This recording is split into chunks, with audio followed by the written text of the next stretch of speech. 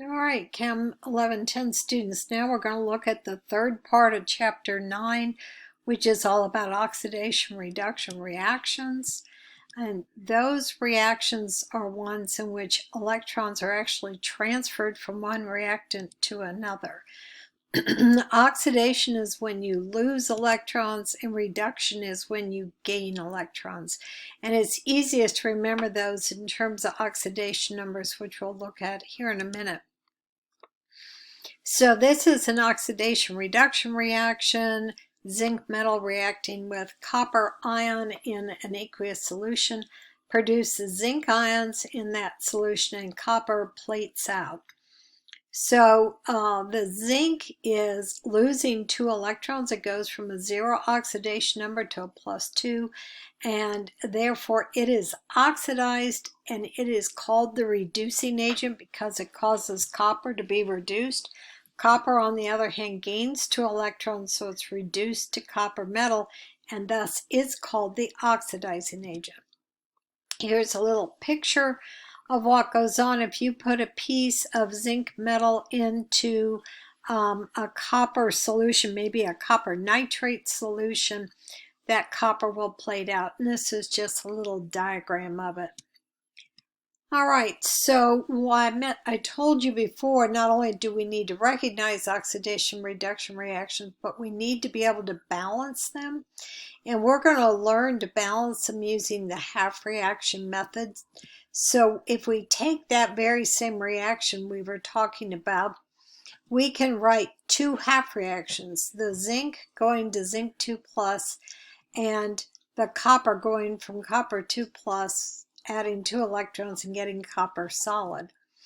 And if you sum those, the electrons cancel out and you're left with the reaction that we started with. So the first thing you do need to be able to do is to assign oxidation number so that you can write your half reaction. And we looked at these before, but some quick review of the rules. If an element is in its elemental form, its oxidation number is 0. The oxidation numbers in a molecule or chemical species must add up to the overall charge. And if it's a molecule, then that overall charge is 0. If it's a polyatomic ion, it has to add up to whatever that charge is. Or if it's a monatomic ion, it still has to add up to the charge on the ion. So and then the third part, is that there are some elements almost always have the same oxidation number. We talked about these before.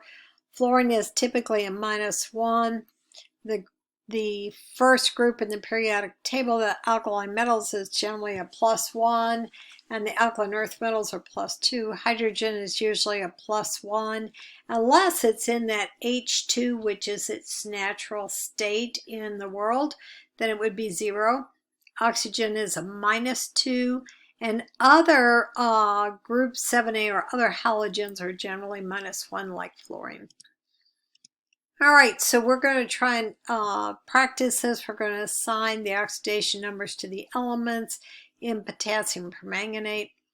And so the first step is you assign the numbers you know. We know oxygen is a -2. There are 4 of them, so it contributes a -8. And potassium is an alkaline metal, so it's a +1. For the second step, then in order to calculate manganese oxidation number, you use the ones you know and the overall charge to calculate it. So in this case, manganese -8 for the 4 oxygens +1 for the potassium adds up to 0 if manganese is +7. And then we always want to check the sum to make sure it equals the charge. And so for KMnO4, there's 1 for the potassium, 7 for the manganese, and 4 times a -2, so it's a -8. So overall it equals 0. All right, so here's another one. This is the chlorate ion, a ClO3-.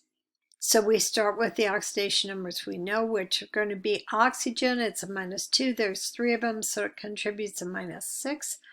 We're going to figure out the chlorine by making sure that the -6 from the oxygen plus whatever the chlorine is adds up to the charge of -1.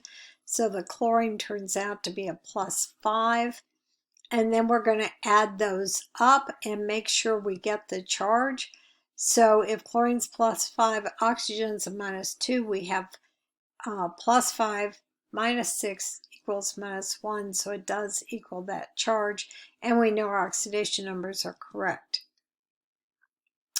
Okay, so here's an example that we will work out during our Zoom meeting. And here is a helpful periodic table. You don't need to memorize this. And it shows you the most common oxidation numbers, but you can see that for a lot of these elements, there are many potential oxidation numbers. All right, so we're going to look at the oxidation of metals in aqueous solution. We're going to look at different kinds of reactions. And so the first is a displacement reaction. And this is where, an atom or an ion in a compound is replaced by another element. So in this case, our compound is copper chloride, and it is replaced by the zinc. So, and we get a copper solid as a result, as the other product. So zinc is oxidized from zinc metal to zinc 2+, so it gives up 2 electrons. Meanwhile, the copper, which originally is a +2 ion, goes to copper metal, which has a 0 oxidation number. So when a metal is oxidized in an aqueous solution, it becomes an aqueous ion. So that is what's happening to the zinc.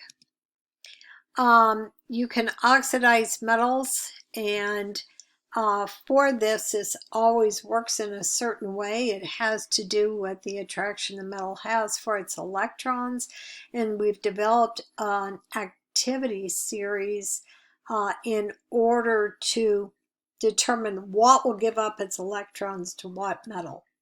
And so the way this is done, this is just a partial, but it's easy for zinc to let go of its electrons compared to gold. That's how you would read it. So the metals at the top are active metals. They're happy to give up their electrons. The metals towards the bottom are the noble metals, and you would recognize those. Silver and gold have always been valuable because they don't react with much.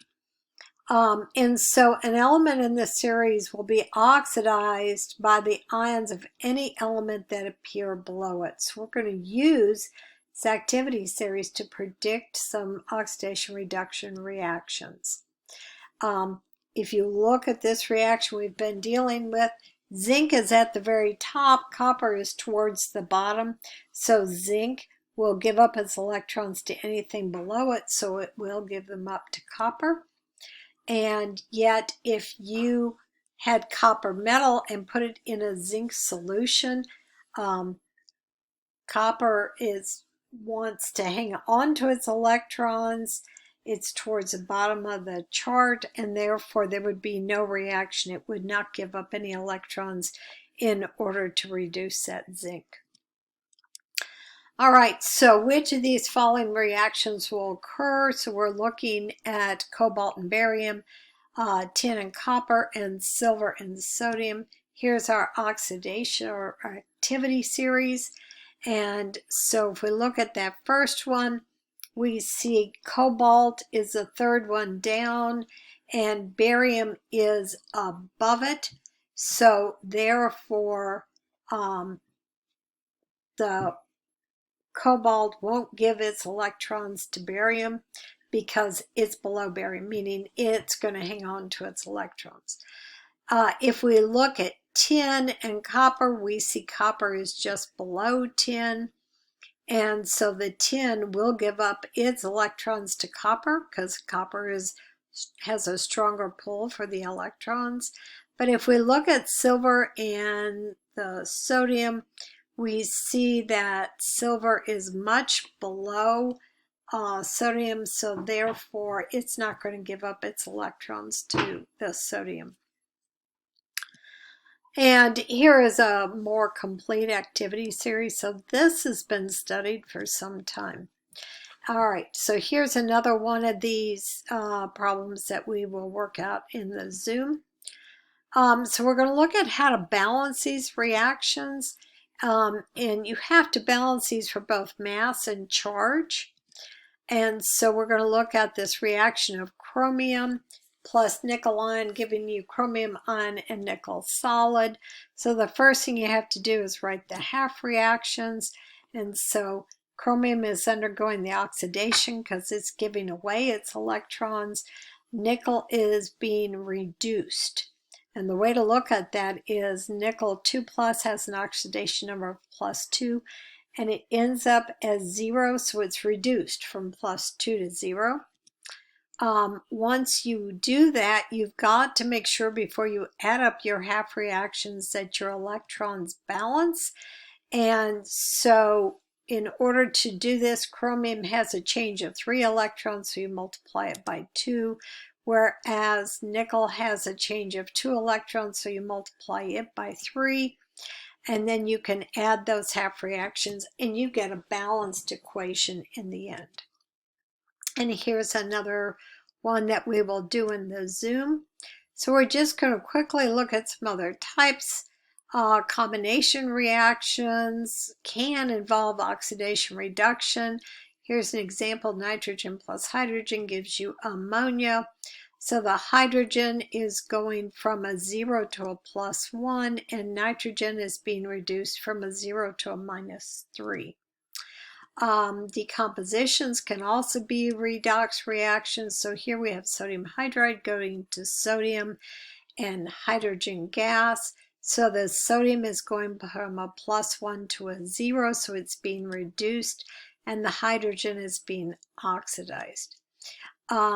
Disproportionation reactions are a little upsetting to students because one element is being both oxidized and reduced, and it's generally going to be something like this. This is hydrogen peroxide turning into oxygen gas and water, so that peroxide oxygen, which is a -1 charge, is being oxidized and going to a 0 oxidation state, and it's being reduced going to a -2 from that -1. So that's a thing to remember about peroxides. They always have an oxidation. The oxygen has an oxidation number of -1. All right, and that's it for redox reactions.